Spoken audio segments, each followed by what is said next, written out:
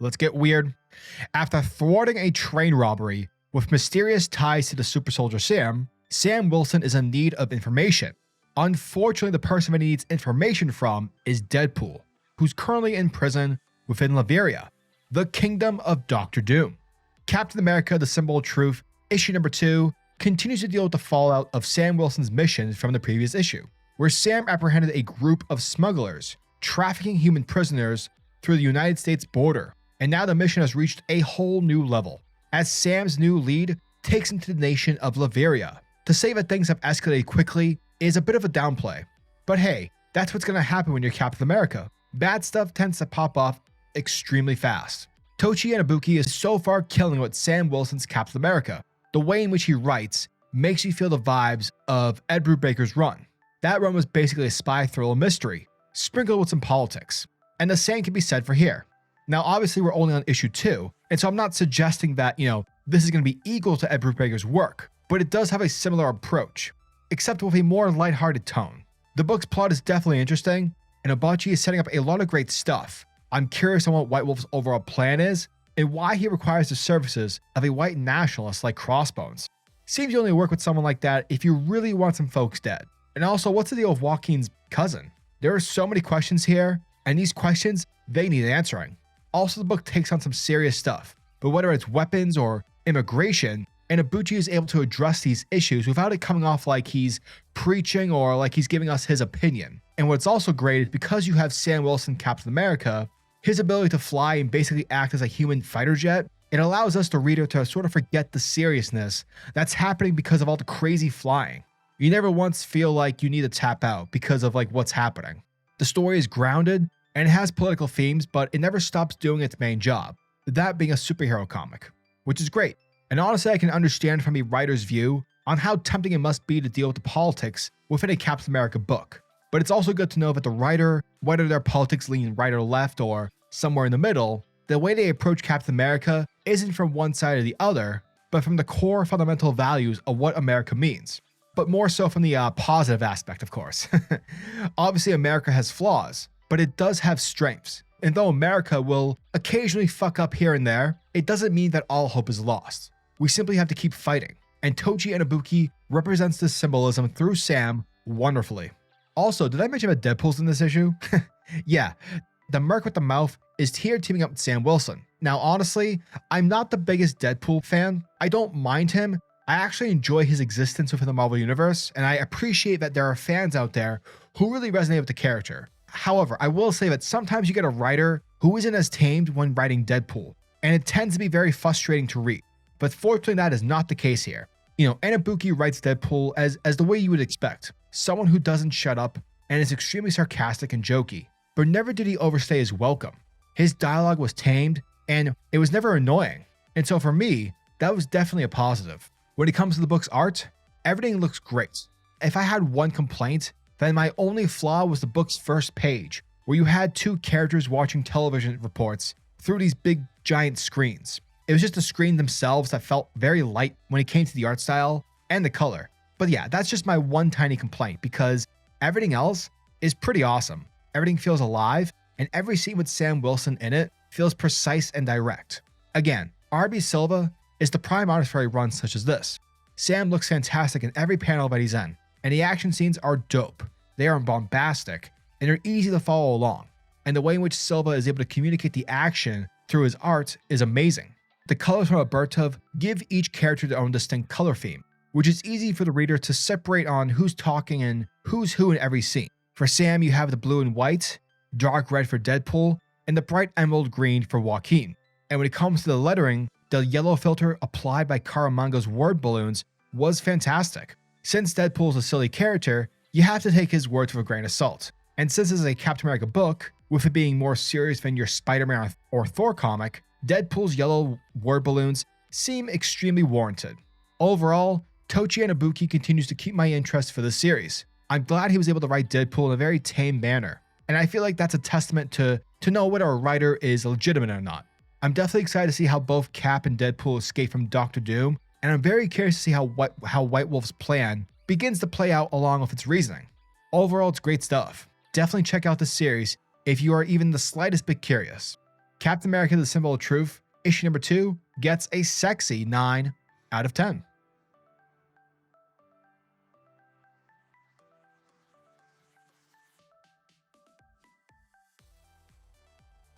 Our story begins inside a hidden location where we have White Wolf and Crossbones observing the latest events from the past week that are being covered by various news outlets. Now, it's through their conversation where it's revealed that White Wolf was the one behind the freight train that Sam apprehended in the previous issue. Now, Crossbones, he's basically telling White Wolf that, I know you like to take your time when it comes to planning, but it ain't about waiting on the sidelines just to watch paint dry. Like, I want to blow some shit up. Plus, you told me we'd overthrow a couple of countries, and that's always a hard on for me. But that's when White Wolf assures him that he also told Crossbones that he would give him the chance to kill Captain America. And so as White Wolf basically puts it, sometimes to flatten the sow, you have to lay out the breadcrumbs. You have to take your time. Meanwhile, we have Sam Wilson traversing through the snowy region of Latveria, Dr. Doom's kingdom. Now, we don't know the context and the why this is happening, because immediately things start to pop off, as Sam kicks down the door and it's revealed that Sam is in the process of rescuing the one and only Deadpool. Now, you're probably wondering on why this is happening. Well, fortunately, we get ourselves a little flashback. 2 days earlier, just minutes following the end of issue 1, where last we saw Sam heading inside a building to meet with Senator Mansfield. Now, Senator Mansfield is a controversial politician because he's very much anti-immigration.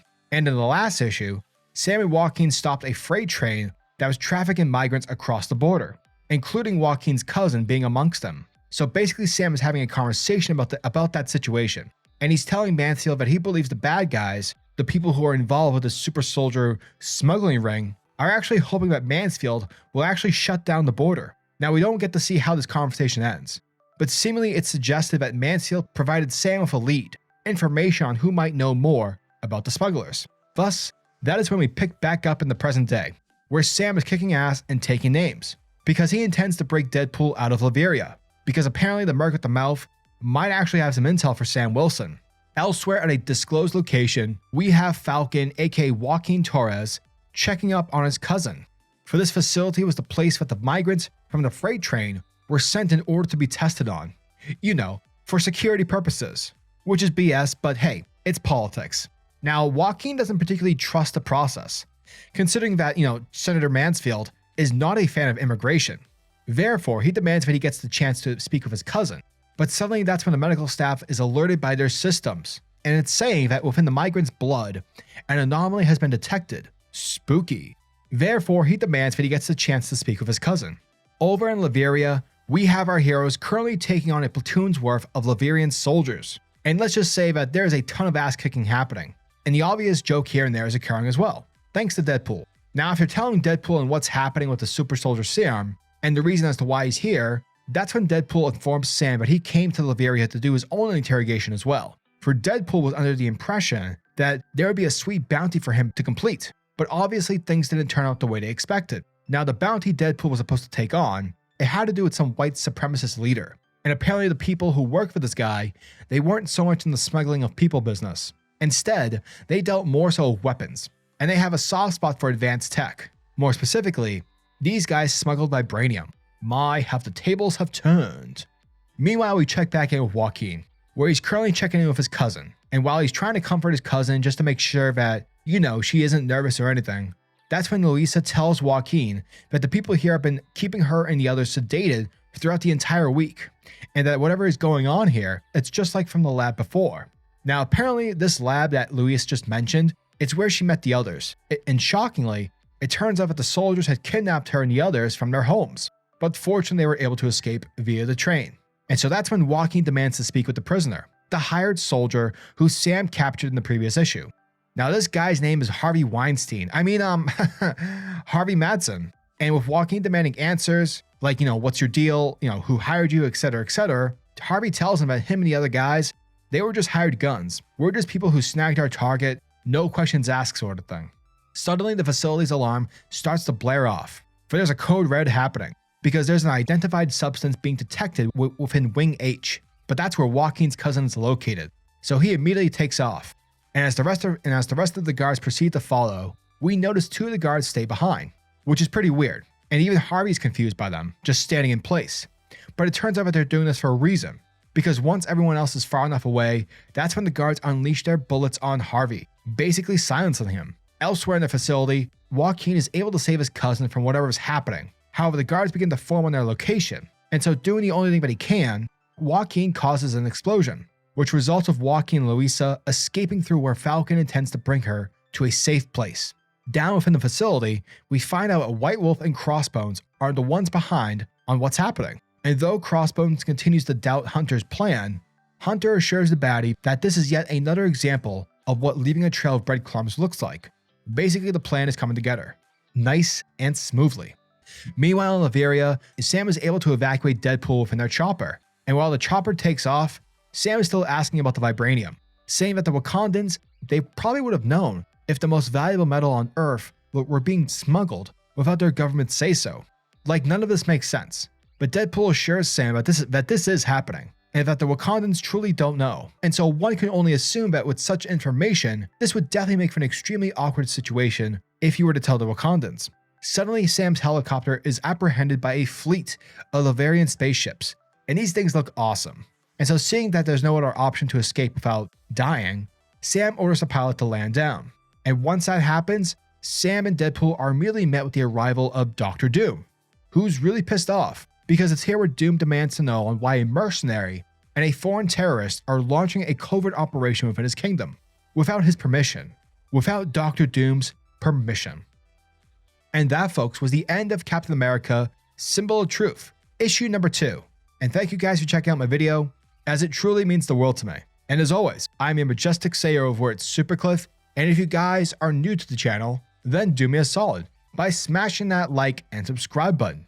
And also hit the notification bell so you'll never miss out on an upload, and so you'll always be kept up to date with your favorite top tier comics happening in the comic book world. Now tell me, what are your thoughts and opinions on this issue? Are you guys excited for issue number 3? Let me know down in the comment section below. And until the next video, peace. Giggity goo.